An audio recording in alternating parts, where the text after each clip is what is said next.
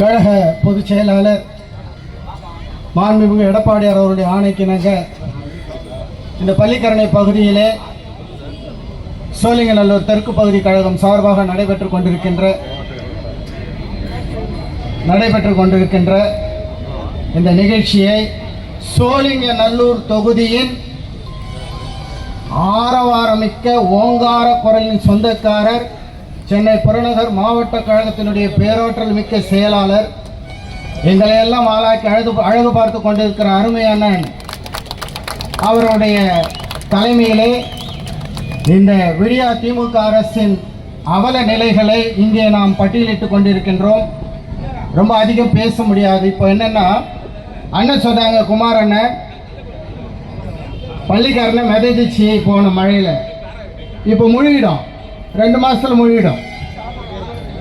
ஏன் முழுகிடும் நான் சொல்கிறேன்னா, அண்ணனை கூப்பிட்டு போய் காமிச்ச ஒக்கிய மடுகு, வேளச்சேரி, மடிப்பாக்கம், உள்ளகரம், பொய்திவாக்கம், நன்மங்கலம், வேங்கவாசல், ஒட்டியம்பாக்கம், பெரும்பாக்கம், கண்ணகி நகர், எழில் நகர், மேட்டுக்குப்பம், துறப்பாக்கம், அவ்வளோ ஊர் தண்ணியை எந்த பக்கம் போனால் கண்ணகி நகர் வழியாக தான், அந்த ஒக்கிய மதகு வழியாக தான் போய் ஆகணும். ஆனால் அந்த ஒக்கிய மதக 2 பக்கமும் மண்ணு போட்டு மூடிட்டான். உங்களுக்கு யாருக்காவது டவுட் இருந்ததுன்னா, எவனா ஒரு திமுக காரங்கன்னா நின்று கேட்டுட்டு இருந்தீங்கன்னா போய் பார்த்துட்டு வாங்கடா. அங்கே போய் பாருங்க, 2 பக்கமும் மூடிட்டான். ஒரே ஒரு சொட்டு தண்ணி இங்கேருந்து அங்கே போகாது. அப்போ இந்த தண்ணியெலாம் அங்கே போகலன்னா அந்த தண்ணி எங்கே போகும், எங்கே ஏறும்? போன மழைக்கு போச்சு தண்ணி, அவ்வளோ தண்ணி போயே இங்கே மிதந்துச்சு. இப்போ தண்ணியே போகிறது இல்லை. நீங்களாம் என்ன பண்ண போறீங்க? இது ஒரு சீஃப் செக்ரட்டரி வந்து நேற்று வந்து பார்க்குறேன். நான் 10 லெட்டர் கொடுத்தேன்.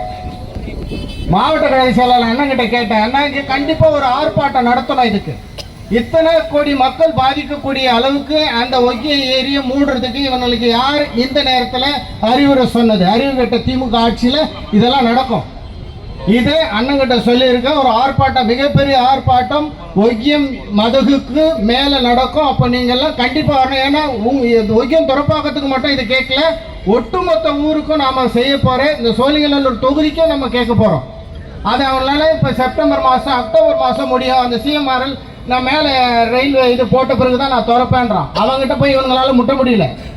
இவ்வளோ பிரச்சனைகள் அங்கே இருக்குது. இதையெல்லாம் அங்கே தட்டி கேட்கணும். இந்த தட்டி கேட்குற உரிமை நமக்கு தான் இருக்குது. எதிர்கட்சியாக இப்போ இருக்கிற நாம 2026 ஆளுங்கட்சியாக வரப்போகிறோம். அந்த நேரத்தில் சோழிங்கநல்லூர் தொகுதியினுடைய சட்டமன்ற உறுப்பினராக அருமையண்ணன் வருவார்கள். அவர்கள் அமைச்சராக கூட ஆவார்கள். இந்த சோழிங்கநல்லூர் தொகுதி சிறப்பாக அமையும் என்பதை மட்டும் சொல்லிக்கொண்டு, நீங்கள் அனைவரும் ஒவ்வொருவரும் அண்ணன் அவர்களுக்கு ஒத்துழைப்பை தந்து இந்த நிகழ்ச்சியை இவ்வளவு சீரும் சிறப்பாக ஏற்பாடு செய்த அண்ணன் குமார் அண்ணன் அவர்களுக்கு மீண்டும் ஒருமுறை நன்றி சொல்லி விடைபெறுகிறேன். நன்றி, வணக்கம்.